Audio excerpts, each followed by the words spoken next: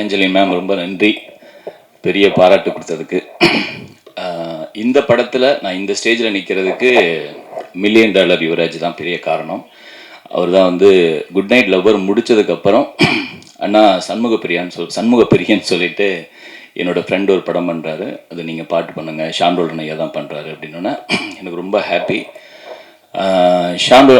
சண்முகப்பிரியன் ஐயா வந்து மீட் பண்ணோடனே நான் இது வரைக்கும் ஷாண்டோல்டன் ஐயா வந்து எந்த டைரக்டர் வந்தாலும் அவ்வளோ ஹாப்பியாக வரான்னு எனக்கு தெரியாது. ஏதோ ஒரு டென்ஷனில் இருப்பார், இல்லை இந்த சாங் எப்படி முடிக்கணும் அப்படிங்கிற அந்த நோக்கத்தில் தான் இருப்பார். சண்முகப்பிரியன் வராரு அப்படின்னாவே பயங்கர ஹாப்பி ஆயிடுவார், அவ்வளோ பிடிக்கும் அவருக்கு. இப்போ வந்து அவ்வளோ க்ளோஸாக செம்ம ஃப்ரெண்ட் ஆகிட்டாங்க. அதே மாதிரி சண்முகப்பிரியன் வந்து ஃபோனில் வந்து அண்ணா அப்படின்னு சொல்லும்போது அந்த அந்த அண்ணாங்கிற அர்த்தத்தை வந்து நான் முழுமையாக ஒவ்வொரு டைமும் நான் உணர்றேன். அவ்வளோ அன்பை காட்டுறவர், அவ்வளோ எனக்கு பிடித்த ஒரு நண்பர். நான் வந்து மருத்துவம் படிக்கணும்னு ஆசைப்பட்டேன், ஆனால் படிக்க முடியல. ஆனால் சண்முகப்பிரியன் வந்து மருத்துவம் முடிச்சுட்டு டைரக்டர் ஆகியிருக்காரு. அதில் எனக்கு ஒரு பெரிய சந்தோஷம். ஏன்னா நான் ஈரோடுக்கு போகும்போது அவர் படித்த காலேஜில் வந்து சேலம் தாண்டி இருக்கு, அவர் எங்கே வந்து உட்காந்து டீ சாப்பிட்டாரோ அதே கடையில் நானும் சாப்பிட்டு அவருக்கு கால் பண்ணுவேன், பிரியன் இப்போ உங்கள் டீ கடையில் தான் இருக்கேன் அப்படின்னு சொல்லிட்டு. ஸோ அவ்வளோ எனக்கு அவ்வளோ பிடிச்ச ஒரு நண்பர்.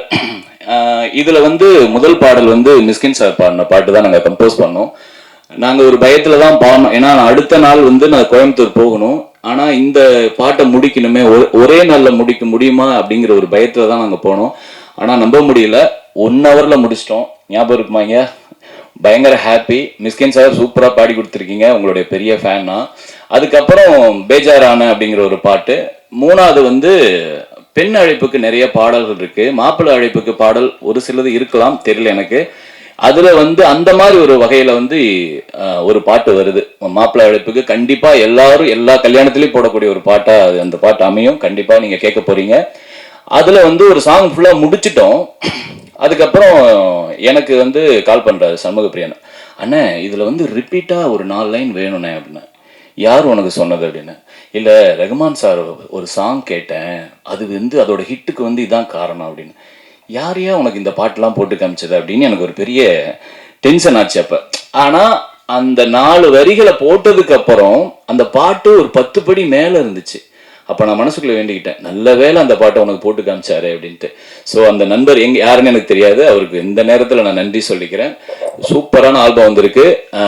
நான் 3 பாடல் எழுதியிருக்கேன், 2 பாடல் ஐயாவே எழுதியிருக்காரு.